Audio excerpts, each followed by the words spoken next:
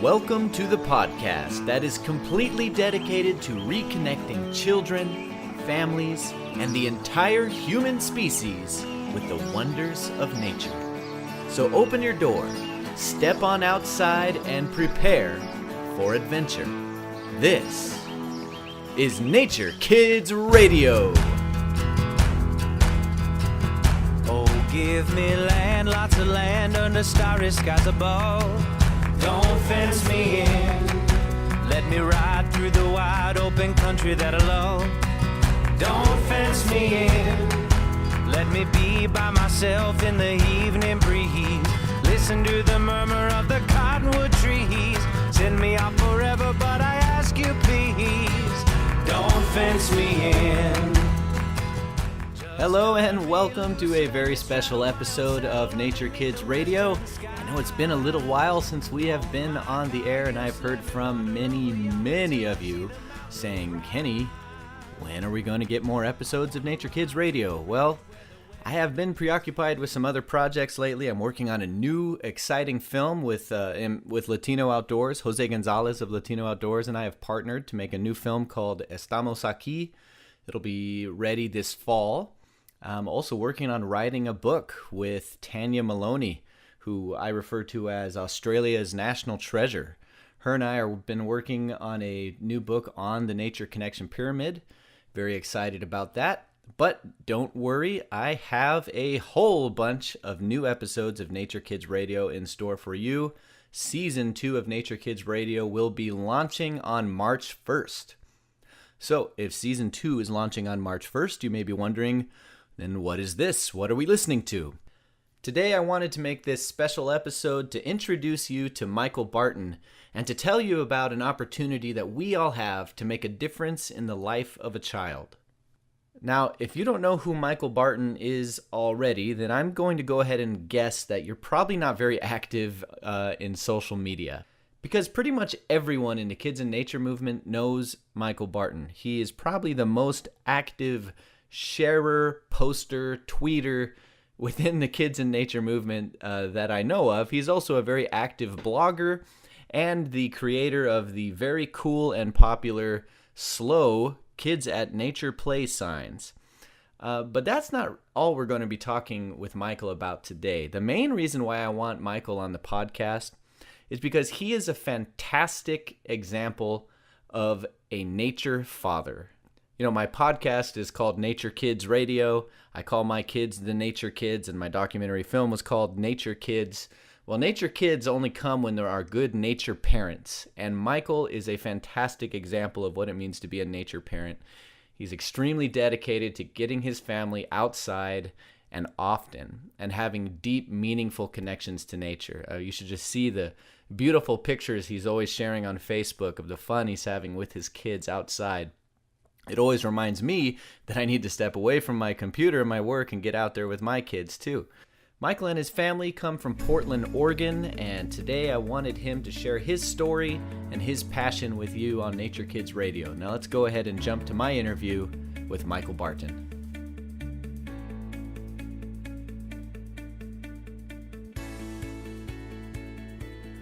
I guess we'll just start from the beginning then.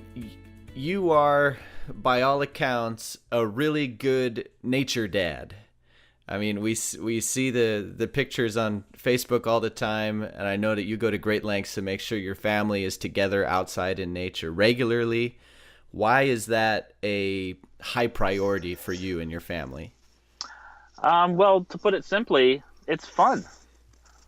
Of course, I get my kids outside because it's healthy for them, for their bodies and their brains, and it's healthy for me.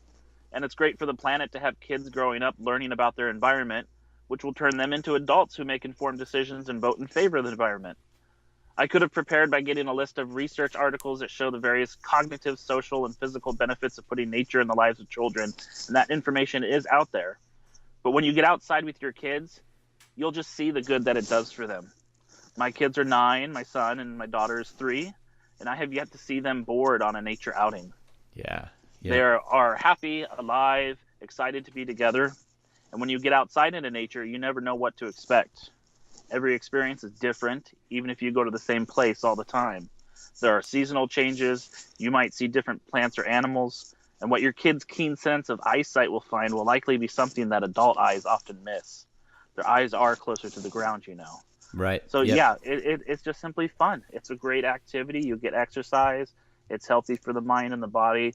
It gets your family closely together, and it can just be exciting. You never know what you might encounter. Awesome. Well, I couldn't agree more, and I think that answer gets right down to the most important part of the story. It's fun. It is fun. Yeah. I know that you're really passionate about helping people understand and fall in love with science, and that your background is in the history of science. You have a blog on Charles Darwin. And so I was wondering what you think the connection is between having experiences outside in nature and developing a love for science and an understanding for science.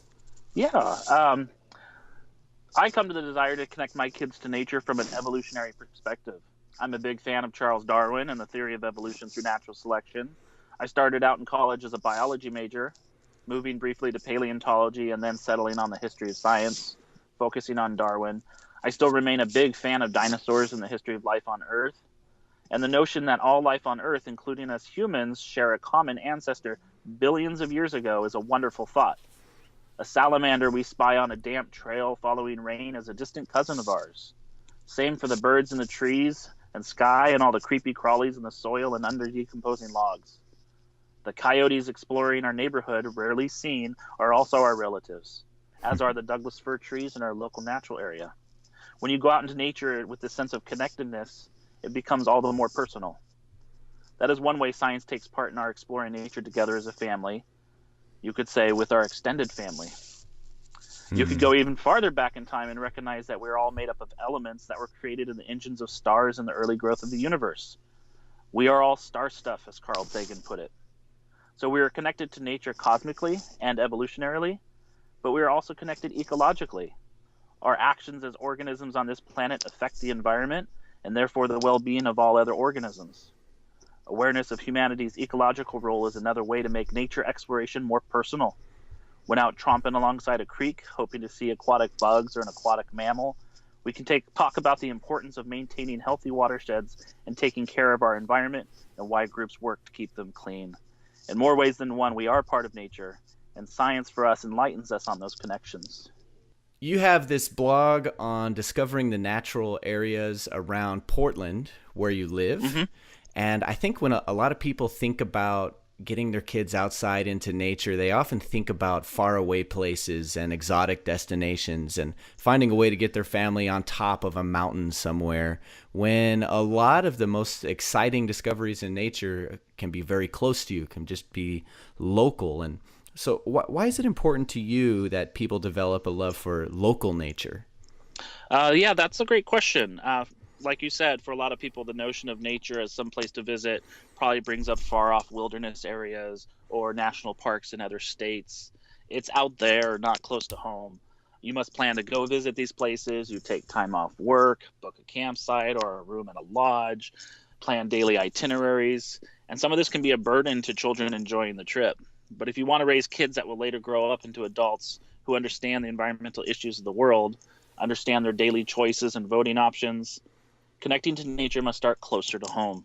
The front and backyard, the nearby woods or creeks, city natural areas, these are the places that will matter most in how they come to view their relationship to nature. They are part of the everyday environment in which kids live, and kicking them out of the front door and making spontaneous stops at local nature spots as you go through the hectic schedule of a regular day with your kids will probably have far more impact than an annual camping trip, which is still a great thing to do. So for parents who really haven't explored their local area and don't know much about how to connect kids to nature locally, what kind of advice would you give them? First is find out information about your local parks and rec district. Usually they'll have a map of all the various parks, natural areas, and trails, and that's just a great thing to have. But something I like to do and I think can be very useful is for parents to take a little bit of time one day and get on the computer. You know, you're inside, you're on your computer, no big deal. get on Google Maps and pull up your neighborhood. Think about where you go to shop, run errands, drop and pick up your kids from school, and have this general area all visible on the screen. And now look at that Google Maps section and focus on all the green areas. And these are going to be parks and natural areas. Look at which ones are best suited to your daily routine and keep those locations in the back of your head, a mental map of sorts, so that you're able to say when out on a run to the post office or doing some other errands to your kids, hey, after we do what I need to do, let's go for a little walk along that creek behind the shopping center. We've never explored there before. One, your kids will enjoy it because it will cancel out the boringness of running the errands, and that means less complaints. Parents would love that. Two, it'll get your kids a daily dose of nature. And three, it'll get your kids thinking that nature should be part of every day, not just for the weekends or spring or summer vacation. The naturalist and writer Robert Michael Pyle has often said, "What is the extinction of a condor to a child who has never seen a wren?" And that gets straight to the point. Why should the miscare of the planet and non-local species in far-off places matter if folks don't give the same sort of interest and concern for the variety and health of the nature that is closest to where they live? Oof, that's good. That's really good. Thanks for sharing that. Mm-hmm. So in your explorations of your local area in Portland, I can just tell by what you've posted on social media that you have found some real gems in and around where you live. Just some beautiful, beautiful, very fun looking places. And I was wondering, maybe for the benefit of people who live near Portland or anyone who could be passing through, what was one of your favorite places and experiences that you've had? Well, one of our favorite places is about 15 to 20 minutes, depending on traffic, south of Portland, the Tualatin River National Wildlife Refuge. Mm-hmm. It's the closest national wildlife refuge to us, and we've visited there many times since we moved to Portland. In fact, my daughter and I were just there yesterday. But my son, who's now age 9, when he was either 4 or 5, we were there on a summer day for a walk, and walking along one of the trails, and we came across in the water what we at first thought were beavers, a bunch of 5 or 6 of them, and they were smaller, so we thought they were younger beavers, but it turns out they were nutria, which is an invasive rodent, large rodent, aquatic rodent from South America, and they're kind of hard to control, and it's kind of just granted in this area that you'll see them in wetland areas, and at first confuse them for beavers or even muskrat. And there was an older couple walking along the trail kind of behind us as Patrick and I stopped to look at these nutria, and Patrick just stops dead in his tracks, points towards the group of the nutria, and exclaims as loud as he could, "So cute, yet so invasive." And it floored me that he on his own used the word invasive at 4 or 5 years old, but I guess that shouldn't come to a surprise, as I've always taken him to environmental education events and programs.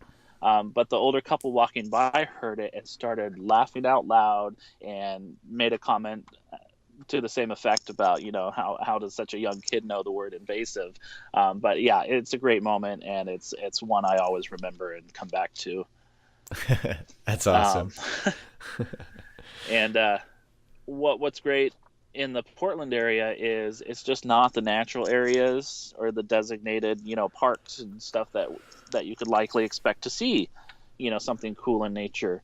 Up at the children's hospital that we go to, there are some natural areas up in the hills where it is, but we were there one morning, headed into the front doors, and on a little hillside next to where the front doors of the children's hospital is, there was a family of 4 deer, including a buck. And it turns out that the hospital had recently planted a bunch of native plants for some landscaping on this hillside, and the deer quickly found it. And this was months ago, and my 3-year-old daughter still, every couple of days makes a remark and reminds me about when she saw 4 deer at the doctor.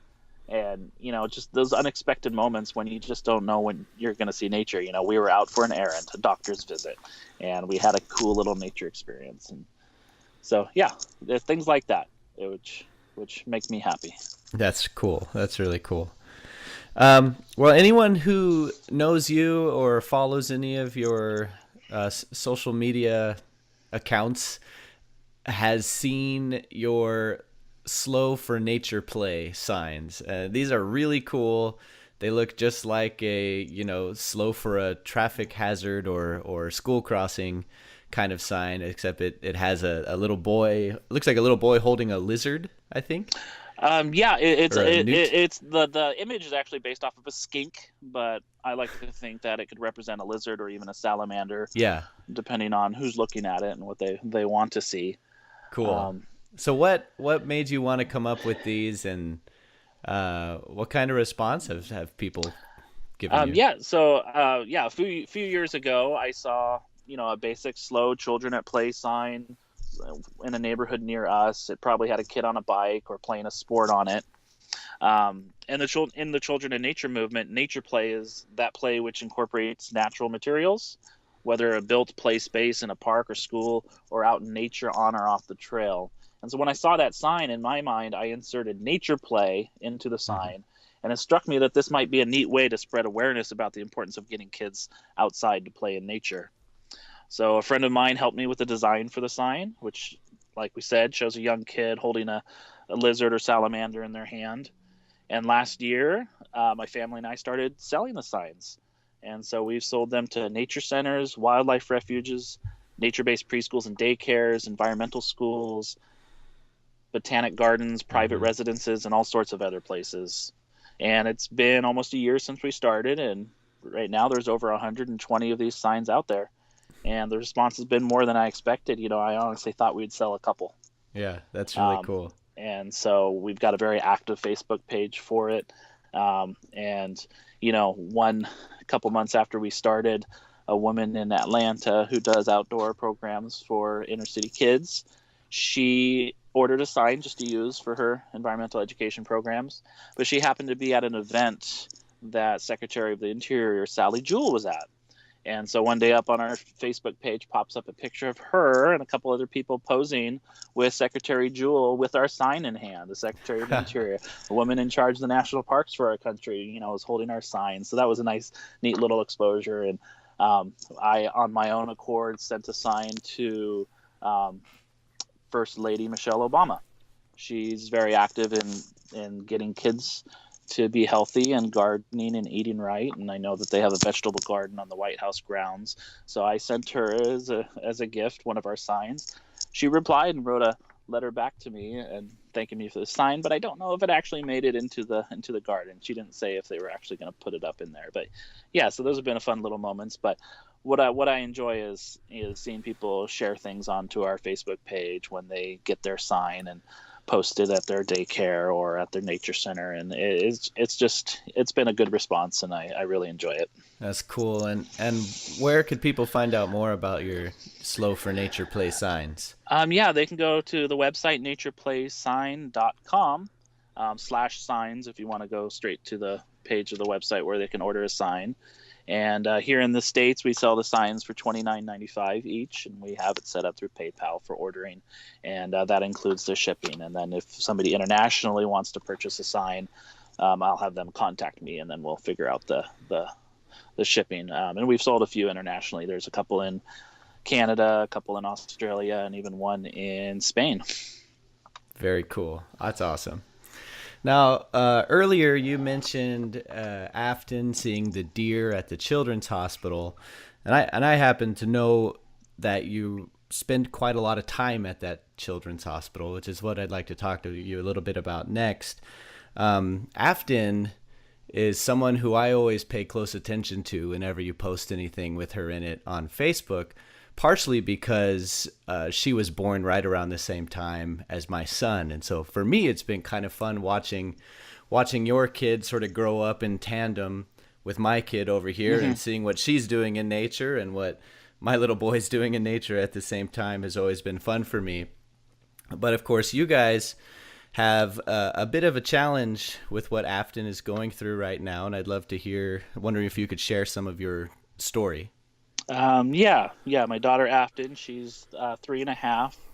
She has temporal lobe epilepsy, and so she has focal seizures, not every day. They're probably on average 6 to 7 a month, but for a 3-year-old, they take their toll, and they disrupt. Having a fun day when they do happen. So yeah, they started for her at 13 months, and we're not completely certain as to why she developed it, but she did, and so we are working through it. She's been through several medications, and she still has the seizures while on the medication. So we are moving forward later this month with a surgery treatment. It's a pretty conventional surgery done for young kids with temporal lobe epilepsy. The neurosurgeons at OHSU hospital here in Portland will go in and remove part of the anterior portion of her temporal lobe and her hippocampus on the right side, which is where her seizures emanate from. And the goal is to try and get her to be seizure free after that surgery.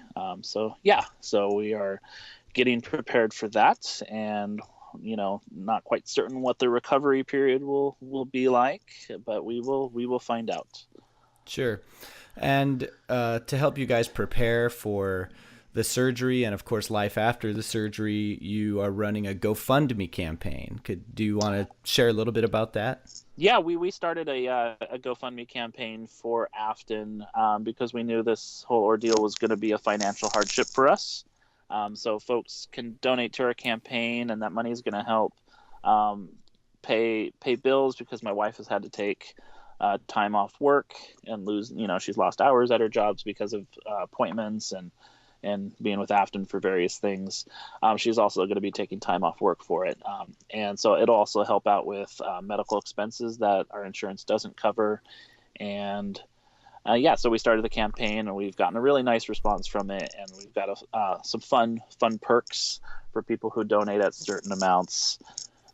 The graphic artist friend of mine, David Orr, who helped to design the Nature Play sign image, he designed a very cool owl print that is for one of the donations. We will send the person an owl print, owls or something that Afton loves, and who doesn't. Mm-hmm. And other perks, we've been sending people a copy of one of Afton's favorite books, or a drawing from Afton. But then we just started a new perk just a couple days ago. Chelsea of the Facebook page Take 'Em Outside, she's another Nature Play advocate, and she creates these awesome art pieces in a nature park on the trail, made from natural materials. In the wintertime, she does it on the snow, and then when it's not winter, she chooses leveled out tree stumps in the park to create these little nature creations, acorns and leaves and bark. And she just children at Nature Play, animals, phrases. She's got a real talent. She's only been doing it for about a year, and she donated to us a nice stock of some postcards of her nature art. And so there's another perk that we just started, that if people donate at a $15 amount, we'll send them a set of 5 of these postcards. Yeah, so it's fun. It's going to help us out, but it's a fun way to spread the message of nature as well. Cool. Very cool. Michael, thank you for taking the time for being with us today. Oh, thank you, Kenny. I appreciate you reaching out to me and asking me to take part in your podcast. Michael blogs over at The Dispersal of Darwin at WordPress.com and at Explore Portland Nature at WordPress.com. And if you want to check out those Nature Play signs, visit NaturePlaysign.com. And of course, and most importantly, please visit their fundraising campaign for Afton's surgery. That surgery is only a couple weeks out, and it'd be really great if the children and nature community could rally behind Michael and Afton and support their family through this difficult time. Quick way to find that campaign, just Google Seizure-Free Childhood for Afton, and it's the first thing that'll come up. That's it for today, and like I said earlier, we got a whole new exciting season of Nature Kids Radio coming up for you on March 1st, so get ready. It's going to be a whole lot of fun. But until then, I'm Kenny Ballantyne, and I will see you outside. Oh, give me land, lots of land under starry skies above. Don't fence me in. Let me ride through the wide open country that I love. Don't fence me in. Let me be by myself in the evening breeze. Listen to the murmur of the cottonwood trees. Send me out forever, but I ask you please, don't fence me in.